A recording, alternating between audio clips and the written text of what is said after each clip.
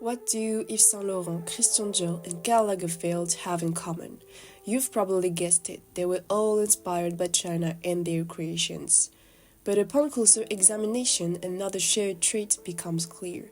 The China represented in the work is rather stereotypical.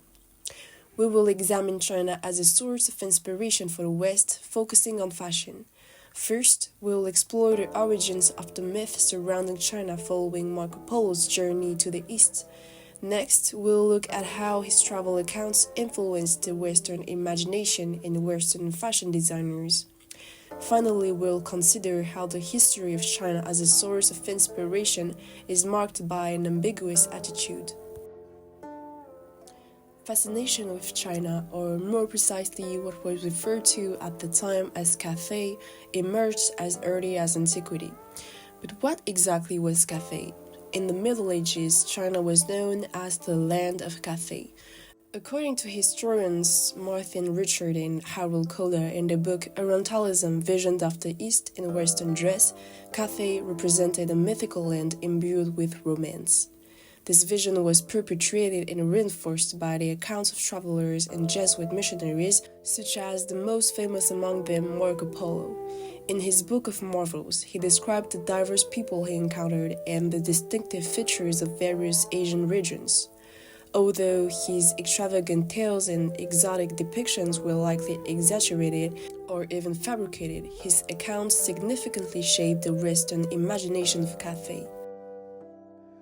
The myth of Cathay contributed to a vision of China filled with wonder and admiration, yet far removed from reality.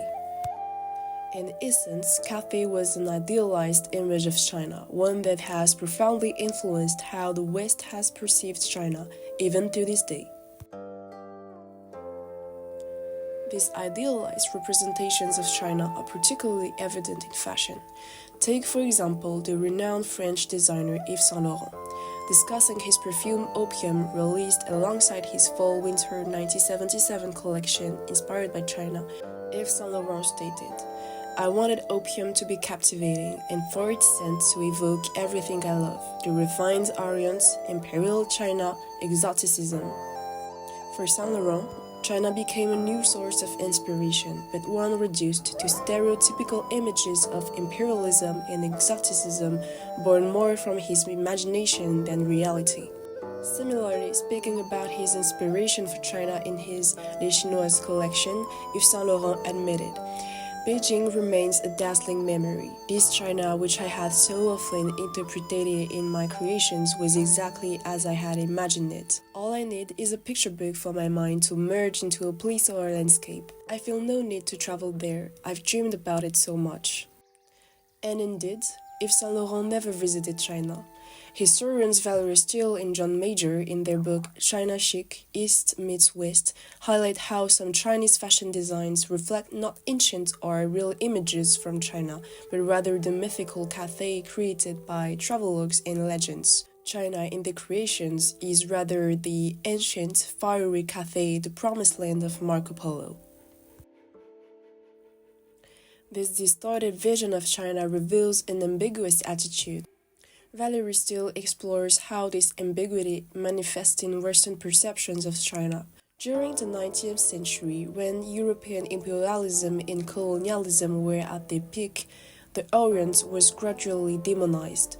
China became associated with images of decadence and vice, a land of treacherous coolies feeding on rats and addicted to opium. However, as Steele notes, negative stereotypes about Asians did not, however, prevent Westerners from being influenced by Asian sartorial style. Until the first half of the 20th century, the dominant Western attitude toward Asia was one of disdain and fear embodied by the so-called Yellow Peril. Yet positive imagery of China coexisted with these negative and racist stereotypes. Steele and Major also observe, as long as Chinese people stayed in China, they could still be seen as exotic and mysterious, even if racist laws prevented them from immigrating to America.